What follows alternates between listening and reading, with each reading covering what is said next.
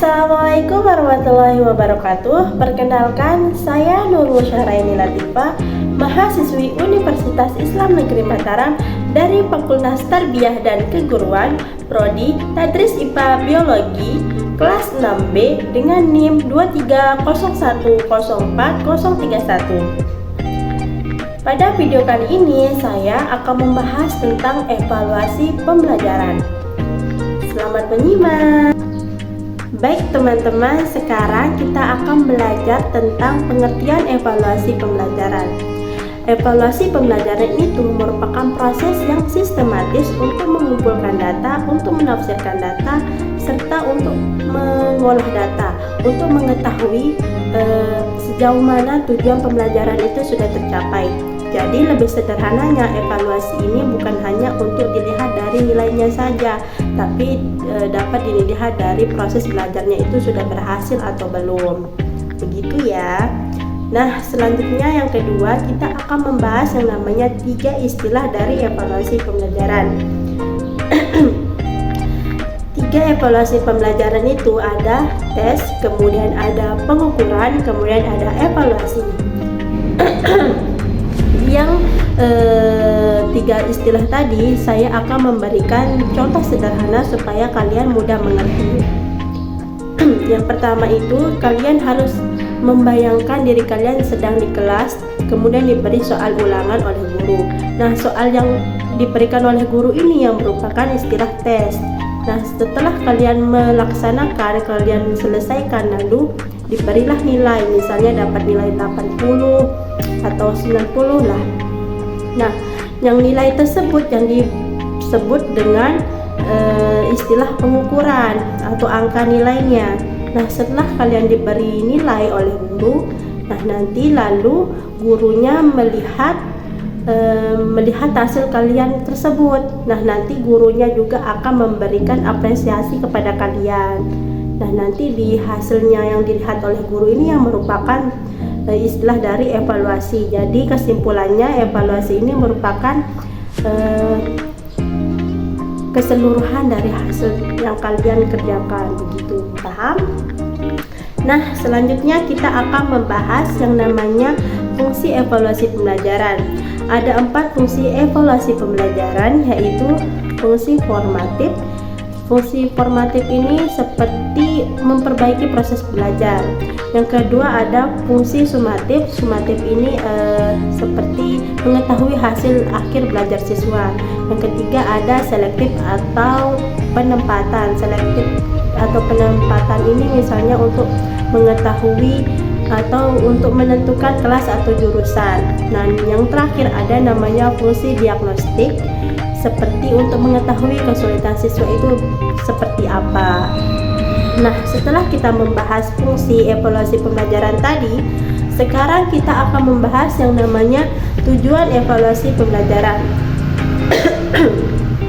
Tujuan evaluasi pembelajaran itu ada beberapa hal ya teman-teman, yang dimulai dari untuk melihat efektivitas pembelajaran, kemudian memperbaiki metode mengajar, kemudian mengetahui kesulitan siswa itu seperti apa dan menempatkan siswa sesuai dengan kemampuannya. Jadi evaluasi ini membantu guru supaya mode pengajarannya itu atau metode mengajarnya itu jauh lebih baik gitu dengan adanya tujuan evaluasi pembelajaran. Selanjutnya kita memasuki yang namanya ruang lingkup evaluasi pembelajaran.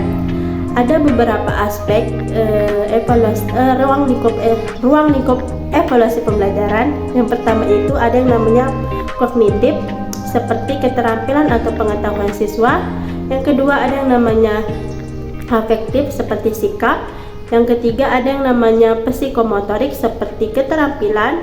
Artinya nilai ini bukan hanya dinilai dari hasil ujian saja, tetapi dinilai dari pengetahuan, sikap, dan keterampilan, dan juga adab. Penting banget ini dinilai dalam evaluasi pembelajaran. Jadi dalam evaluasi ini kita juga menilai proses dan hasil belajarnya. Proses itu seperti keaktifan siswa di dalam kelas seperti apa. Kemudian sedangkan untuk hasil itu adalah pencapaian akhirnya, pencapaian akhir proses belajarnya. Jadi keduanya ini sama-sama penting banget. Nah, selanjutnya kita akan membahas penilaian berbasis kelas yang meliputi berbagai kompetensi yang dimulai dari kompetensi dasar, kemudian lintas kurikulum sampai keterampilan hidup. Artinya penilaian ini harus menyeluruh dan sesuai dengan kebutuhan siswa seperti apa. Nah, selanjutnya kita akan memasuki namanya prinsip evaluasi pembelajaran. Ada beberapa prinsip dalam evaluasi pembelajaran, misalnya harus sesuai dengan tujuannya, mewakili materinya, menggunakan soal yang tepat, dan hasilnya itu harus dipercaya. Intinya, evaluasi ini harus dilakukan secara adil dan terencana. Nah, kemudian ada faktor-faktor yang harus dipertimbangkan. Dalam membuat evaluasi, kita harus mempertimbangkan beberapa hal seperti tujuan pembelajaran, jenis soalnya, kemudian jumlah soalnya seperti apa, kemudian juga tingkat kesulitannya siswa juga bagaimana. Jadi tidak boleh asal-asalan untuk membuat soal. Nah, selanjutnya kita akan memasuki yang namanya langkah-langkah pembelajaran dalam langkah-langkah pengembangan evaluasi pembelajaran. Langkahnya ini dimulai dari menentukan tujuannya. Kita harus tentukan tujuannya seperti apa dulu. Selanjutnya kita menyusun alat evaluasinya seperti apa. Harus tahu kan? Nah, selanjutnya kita harus menyusunnya seperti apa atau metode pelaksanaannya juga seperti apa sampai mengolah hasilnya bagaimana begitu. Jadi prosesnya ini harus secara beruntun mulai dari awal sampai akhir, harus sempurna lah gitu ya. Nah, selanjutnya kita akan memasuki jenis-jenis evaluasi pembelajaran. Evaluasi itu dibedakan berdasarkan fungsinya, kemudian caranya juga, kemudian tekniknya. Ada yang untuk digunakan untuk perbaikan, ada yang untuk penilaian akhir, dan ada yang untuk mengetahui kesulitan siswa. Nah, teman-teman, setelah kita membahas yang tadi, selanjutnya ada bentuk evaluasi pembelajaran. Bentuk evaluasi pembelajaran ini juga beragam seperti tes, kemudian proyek ringan, kemudian portofolio, kemudian juga tes lisan, dan banyak lagi deh. Tapi yang jadi penilaian itu tidak harus dalam tes tertulis saja, tapi juga bisa dalam proyek tadi, portofolio, atau hasil kerja siswa di luar lapangan begitu. Oke teman-teman, sekarang kita sudah berada di akhir video pembelajaran dari materi evaluasi pembelajaran. Nah, tadi kan kalian sudah tahu tuh dari proses pengertiannya seperti apa, kemudian ada 3 istilahnya seperti apa, fungsinya juga seperti apa, tujuannya, bentuknya, dan banyak hal yang lain yang tadi sudah saya bahas.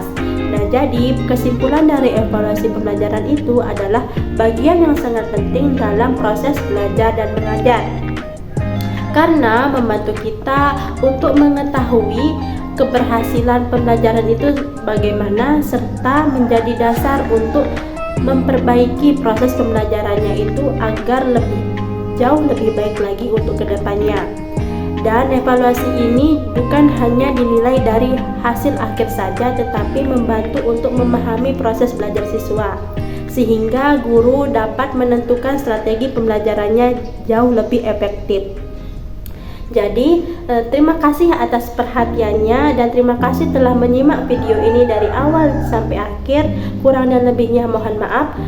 Wassalamualaikum warahmatullahi wabarakatuh. Bye-bye.